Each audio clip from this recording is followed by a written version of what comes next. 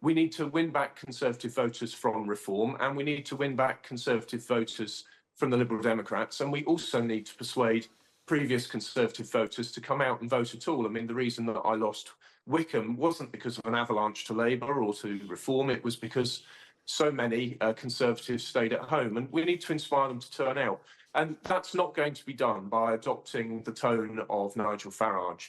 Let's turn now then to the party that hoped to be dealing with issues like that because they wanted to win the general election. Of course, talking about the Conservatives, who are now looking eventually for a new leader, and two prominent Conservatives, ex-MPs from opposite wings of the party, have publicly backed Tom Tugendhat to be the next Conservative leader. Now, that's not surprising, but perhaps who they are will surprise you.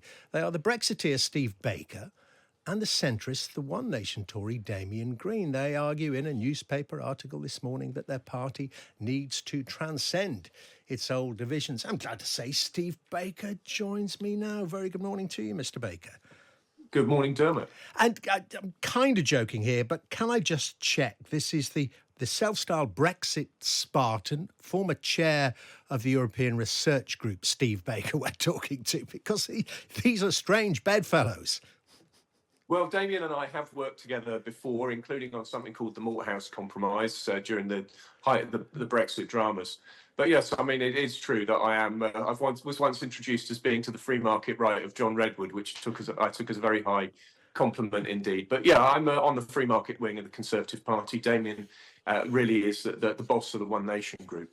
But the truth is that Damien and I have always recognised one another as rightfully part of the Conservative family, united by our belief in freedom and fiscal responsibility and so on, sound Conservative values. We both agree that in these circumstances, the right person to bring the Conservative electoral coalition back together is Tom. Okay. Well, I mean, you mentioned there just a seg out of this. I mean, are you getting that kind of combination back together again? That I remember John Redwood teaming up with Ken Clarke. What was that, back in 2001 in the battle to replace William Hague? Well, yeah, it's absolutely not unprecedented. But, you know, the Conservative Party is a broad church. But look, the truth is, from where we are today, we need to win back Conservative voters from reform, and we need to win back Conservative voters from the Liberal Democrats, and we also need to persuade previous Conservative voters to come out and vote at all. I mean, the reason that I lost Wycombe wasn't because of an avalanche to Labour or to reform, it was because so many Conservatives stayed at home, and we need to inspire them to turn out. And that's not going to be done by adopting the tone of Nigel Farage. It's going to be done by being professional, being robustly Conservative, and making robust conservatism attractive. And really, that's why I backed Tom, because I know he's a man of great principle. And we are, of course, beyond the Brexit dramas. We're out of the EU. We're staying out of the EU. Even the Labour Party won't take us back into the customs union or the EEA, the single market. Well, at least that's what they've said.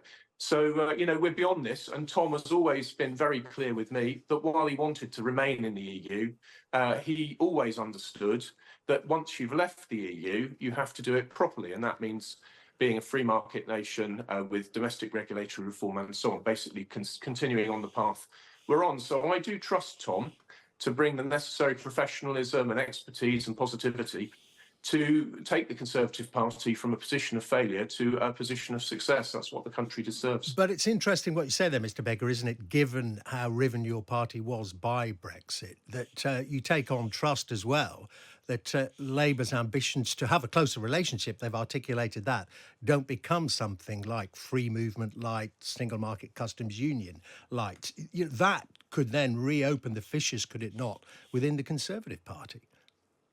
Well, I certainly don't trust the Labour Party. No, I would never trust my opponents. And even amongst friends, I always prefer to work out what their incentives are and then rely on them to strive towards them. But, you know, with the Labour Party, they know that their own electoral coalition would be blown wide apart by having a reversal on Brexit.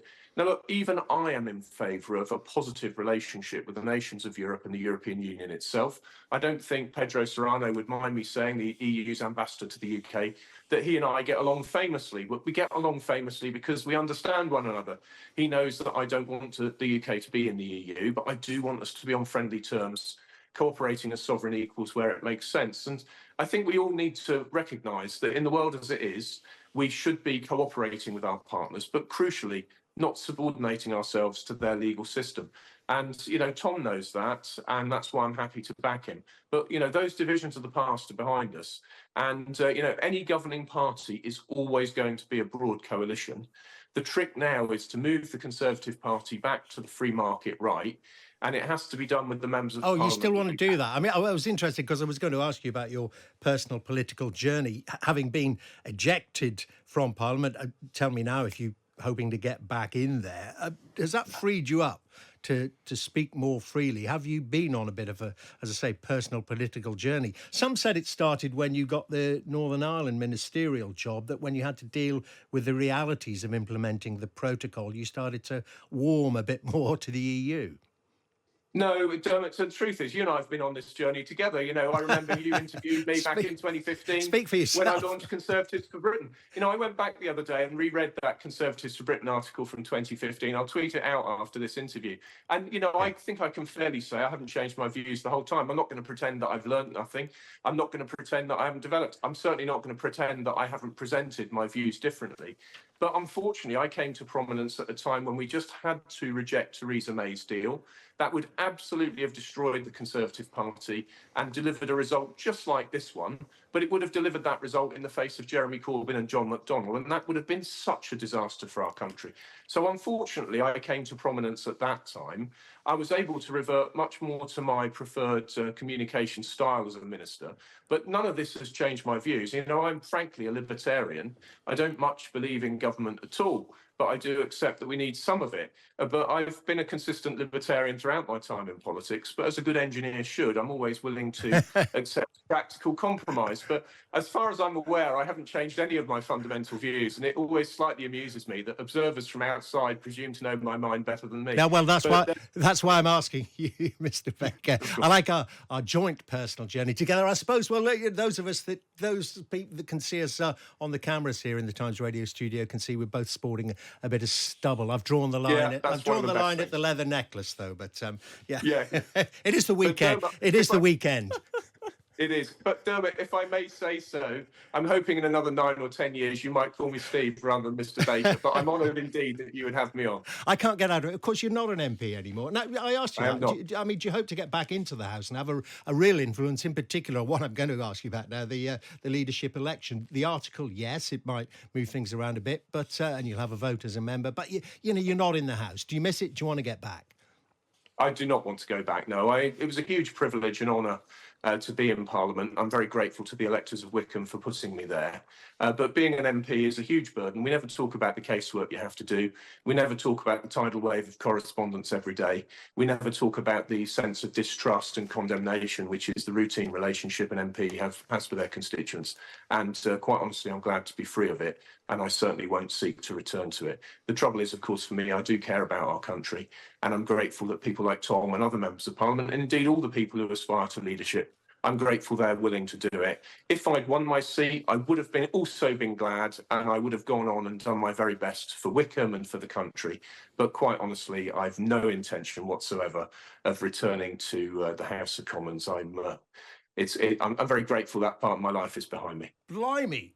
There are parallels. I've just left a salaried job after 35 years before the mast. Do I feel a kind of Two Bros podcast coming on? No. Well, I'm not proposing. Let's do it. There are way too many of them already, Mr. Baker. Steve, I should say. Thank you very much indeed. Really good talking to you again. You too.